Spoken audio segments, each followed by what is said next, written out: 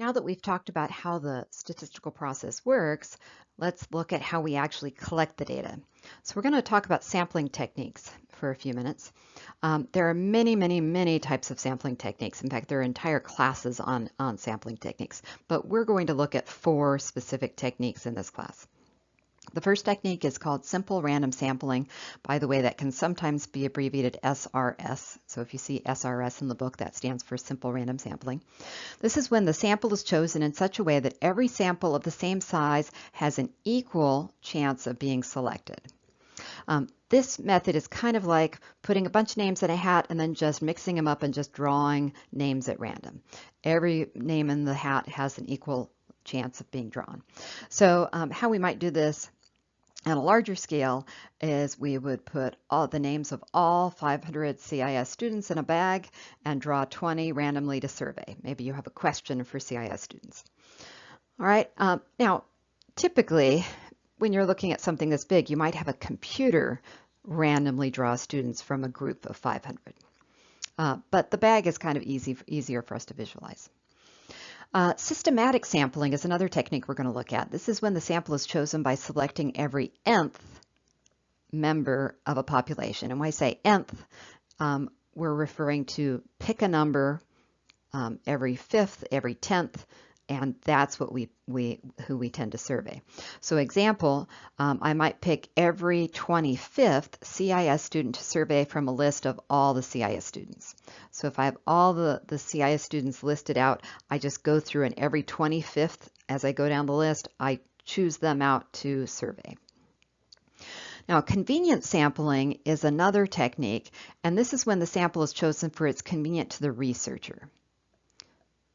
So the researcher, for ease, they might just choose who is close to them to ask or survey.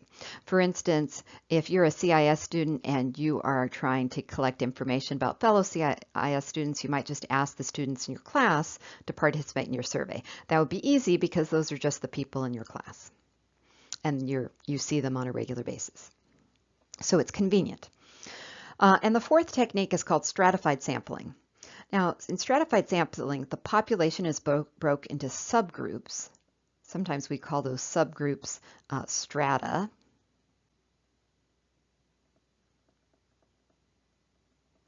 And a random sample is drawn from each subgroup. The sample contains, the overall sample contains all data collected from the subgroups. All right, so this one's a little bit more involved, so let's take our time with the example. So let's say we randomly pick 10 students from those registered in 100 level CIS classes, and then we separately randomly pick 10 students from those registered for 200 level CIS classes. So at PCC, there are 2 levels of classes, and the idea is we're going to make sure we pick 10 from one level, so often first year CIS students, and then we pick 10 from second year CIS students to make up the participants in the survey. So you end up with 20 students altogether, but you're making sure that some of them are at that 100 level and some of them are at that 200 level. That's the purpose of stratified sampling. It's when you want to guarantee that you have a certain number from several different groups. And then once you've collected that number from each group, you put them all together to create your overall sample. Let's look at some examples where sampling was used and identify the technique specifically that was involved. Remember, the 4 techniques we're going to look at this term are simple random sampling, systematic sampling, convenience, and stratified sampling. All right, in the first example, Kofi wants to determine how people feel about a newly released movie. He asks his fellow theater club members how they would rank the movie they just saw. So he's asking people that he's close to that are convenient to him. So this would typically be considered convenient sampling.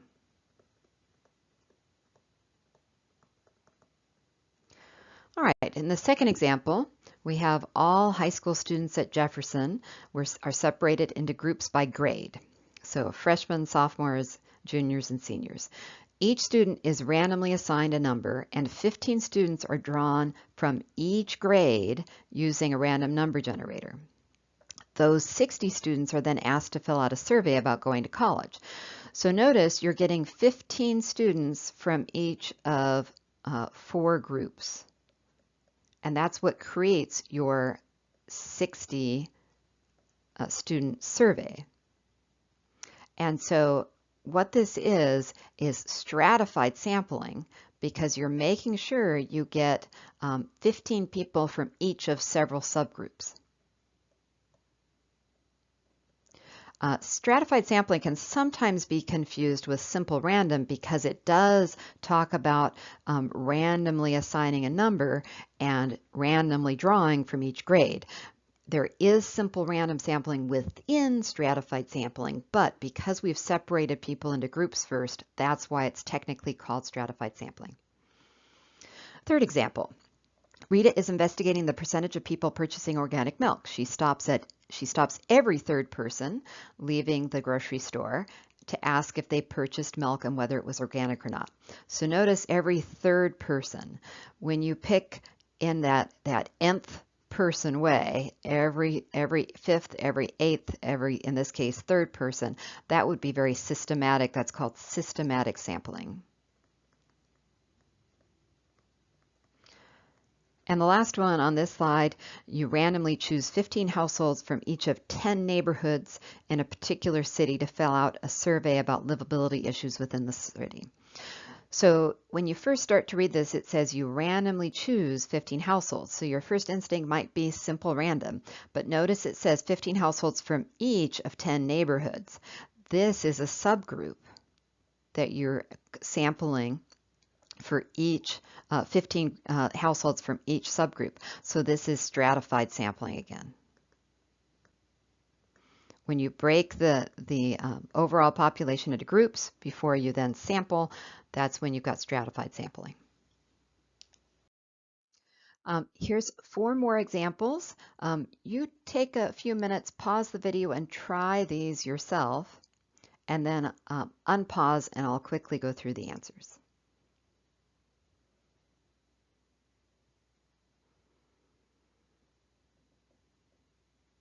All right, so let's take a look and see if you got these. 5, Kayla uses a computer to randomly select 200 people from a list of registered voters in Washington County. She then contacts these voters to ask their opinion about a Washington County ballot measure. So she is randomly selecting 200 people from a list. So she's using a computer random number generator. This would be simple random sampling. It's kind of like putting all of these people's names in a hat and then just pulling out 200. Number 6, a multiple sclerosis clinic has 500 patients. They randomly select 15 of their patients who identify as female and 15 who identify as male to participate in a survey. All right, notice, again, we're randomly picking, but we're picking from 2 groups. So they've taken their patients and they've separated into 2 groups, those who identify as female, those who identify as male, and so they end up having 30 people altogether, but because they've split it into groups, it's stratified sampling.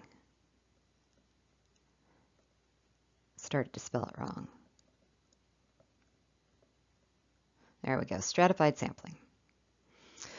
Problem number 7, a border guard stops every 6th car to ask questions about their purchases outside the country. Every 6th car means systematic sampling. And number 8, a survey about salsas that is conducted by asking people entering a supermarket to do a taste test. You're just stopping people as they enter. That is convenient. So this is convenience sampling. It's just whoever happens to be walking past you.